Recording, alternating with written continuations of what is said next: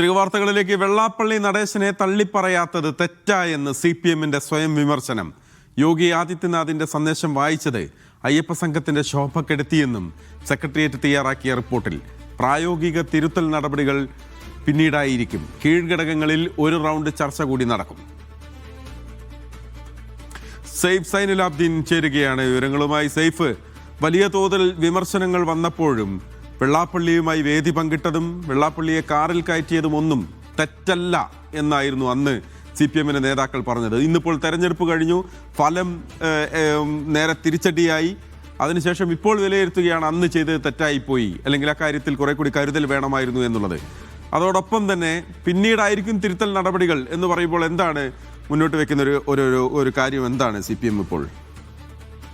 പക്ഷെ CPM-ന്റെ കാര്യത്തിൽ CPM-ന്റെ ദേശീയ രീതിയിലെ ചരിത്രം എടുത്താൽ പോലും ഈ തെറ്റുകൾ ഉണ്ടായിട്ട് തിരുത്തുന്നത് വർഷങ്ങൾ കഴിഞ്ഞിട്ടാണ് എന്നുള്ളത് നമ്മൾ പല ഘട്ടങ്ങളിൽ കണ്ടിട്ടുണ്ട്.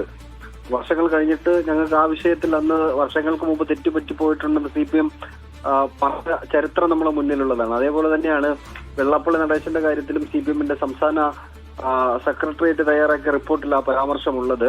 വെള്ളാപ്പള്ളി നടേശൻ വർഗീയ വിദ്വേഷം നാടുടനീളം പറഞ്ഞു നടന്നപ്പോഴും അതിനെ തള്ളിപ്പറയാൻ വേണ്ടി CPM-ന്റെ നേതൃത്വം തയ്യാറായിരുന്നില്ല. അതിനെതിരായ വിമർശനങ്ങൾ CPM-ന്റെ ഘടകങ്ങളിൽ, തെരഞ്ഞെടുപ്പ് തോൽവി ചർച്ച ചെയ്ത ഘടകങ്ങളിൽ ഉണ്ടായിരുന്നു.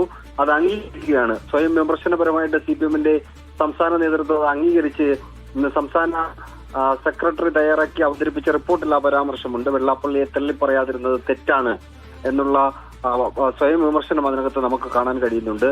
യോഗി ആദിത്യനാഥിന്റെ പ്രസംഗം, അദ്ദേഹം ആഗോള അയ്യപ്പ സംഗമം നടക്കുന്ന സമയത്ത് അവിടെ അത് കേൾപ്പിച്ചത് തെറ്റായിപ്പോയി എന്നും പറയുന്നുണ്ട്. തിരുത്തൽ നടപടികൾ കുറച്ചുകൂടി ചർച്ച ചെയ്ത ശേഷം മതി പ്രായോഗിക തിരുത്തൽ നടപടികൾ.